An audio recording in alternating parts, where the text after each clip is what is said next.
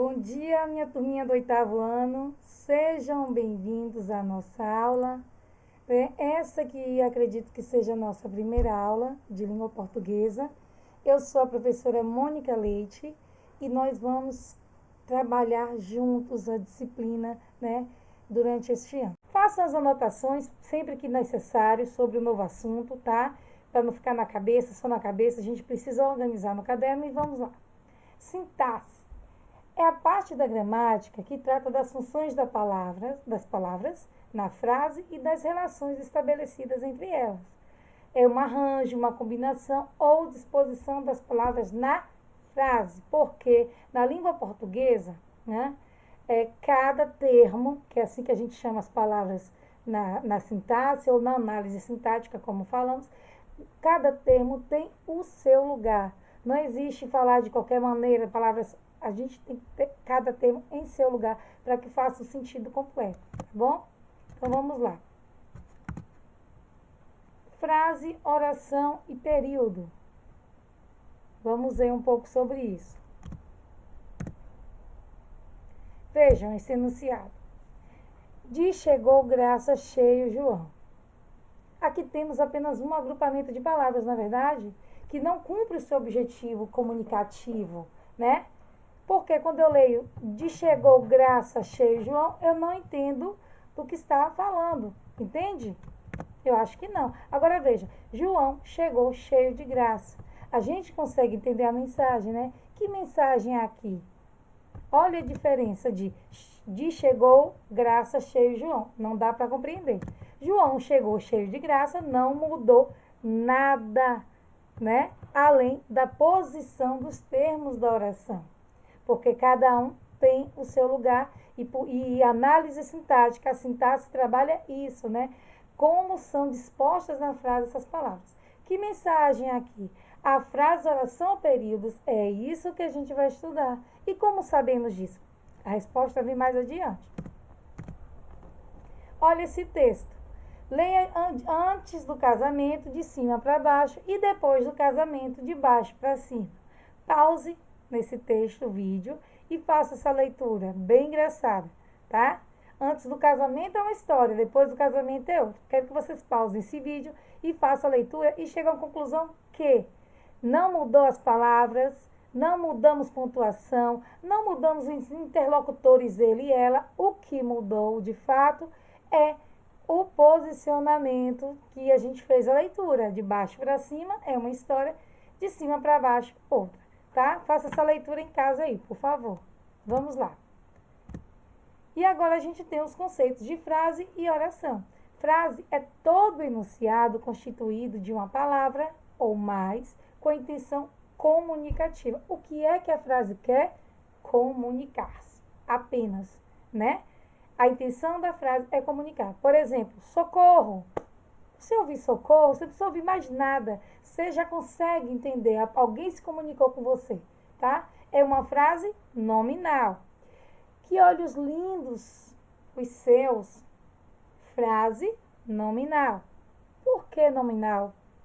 Oração. É a frase ou parte da frase que se articula em torno de um verbo ou de uma locução verbal. Por exemplo, por favor, socorra-me. Que olhos lindos você tem? Bem, a comunicação aí é bem parecida da frase para oração. O que é que muda? Que na frase nominal, Por que nominal? Porque tem nomes como, Tem nomes como substantivo, como adjetivo, como advérbio e não tem verbo. Por isso que chamamos de frase nominal.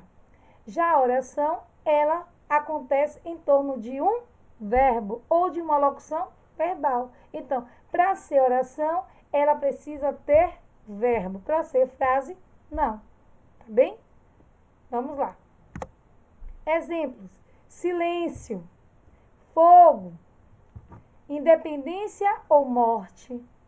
Choveu muito em São Paulo. A comitiva deve desembarcar no aeroporto.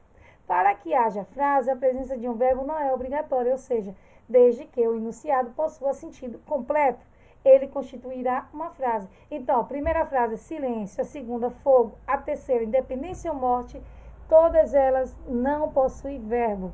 Já choveu muito em São Paulo, olha o verbo chover, né? A comitiva deve desembarcar no aeroporto.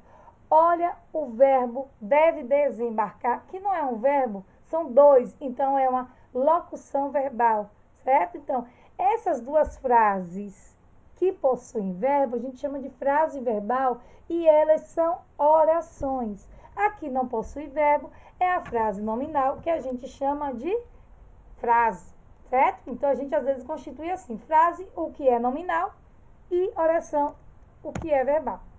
E as frases, nós temos alguns tipos aqui. Frase afirmativa apresenta um valor de afirmação. Exemplo, escrevo porque gosto. Afirmei. Negativa apresenta um valor de negação. Está presente no elemento da negação, como é o caso do advérbio não. Não escrevo neste caderno. É uma frase negativa. Tipo declarativa, serve para apresentar informações, para declarar. Agora, o que é que se utiliza? Ponto final ou dois pontos. Hoje comprei um livro, ponto final. No discurso oral, que a gente não vê a pontuação, vai da entonação, tá? Então, a entoação declarativa é importante. A interrogativa, a mesma coisa no discurso oral, né? No discurso oral, para saber se a pessoa está perguntando, eu preciso entender. Ela diz assim, por quê?